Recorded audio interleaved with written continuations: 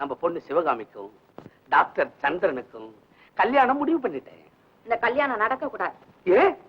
உங்க பொண்ணு வாழணும்னு விரும்புறீங்களா? ஆமா, அதனாலதான் டாக்டரா பார்த்து கொடுக்குறேன். உடம்புக்கு ஏதாவது வந்துடுச்சுன்னு சொல்லிச்சுக்கோ, அவன் அட்ஜஸ்ட் பண்ணிடுவான். அவர் பாக்குறது இருக்கட்டும்.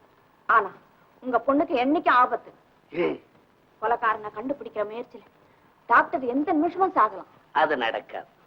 எப்ப எனக்கு மர்மம் ஆயிடுறானோ தினம் அவனுக்கு உபதேசம் பண்ணுவேன்ல, கொலைகாரனை பிடிச்சிடாதரா, பாவம் வந்து சேரும் அப்படின்னு தடுத்துருவேன்ல. கொலைகாரனை பிடிச்சா என்ன, பிடிக்கலன்னா என்ன?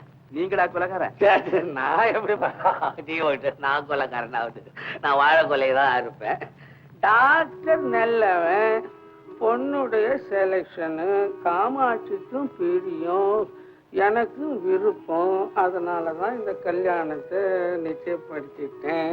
இப்ப மாத்தி ஏதாவது செஞ்சுட்டா வீட்டுல கேக்குற கேள்விக்கு என்னால பதில் சொல்ல முடியாது. உங்களுக்கு பதில் சொல்ல முடியாது? ஊர்ல யார் எதை கேட்டாலும் பட்டு பட்டுன்னு பதில் சொல்லுவீங்களே. ஊர்ல எவன் கேட்டாலும் பட்டு பட்டுன்னு தான் சொல்லுவேன். வீட்டுல கேட்கிற கேள்விக்கு என்னால ஒண்ணும் சொல்ல முடியாது. நமக்கு பக்கு பக்குன்னு எடுத்துக்கும். என்னமோ நீங்க எங்களுக்கு செய்யற உதவிக்கு நாங்க சொல்ல வேண்டியது கடமை. நீ சொல்றத யோசிச்சாலும் சரியாதான் இருக்கு, பொண்டாட்டி சொல்றத யோசிச்சாலும் சரியாதான் இருக்கு. ஆனா டாக்டர் மாதிரி நல்லவன் கிடைக்க மாட்டானே. ஏன் நம்ம குடும்பத்திலே இல்லையா? நம்ம குடும்பமா?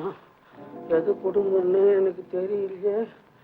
மணி மணி, நாமெல்லாம் ஒரு யோசனை பண்ணி ஒரு முடிவுக்கு வருவோம். நான் வர்றேன். காசு சாப்பிட்டு போங்களேன். இல்ல, பித்தம் தலைக்கு ஏற மாதிரி இருக்கு, நான் வர்றேன்.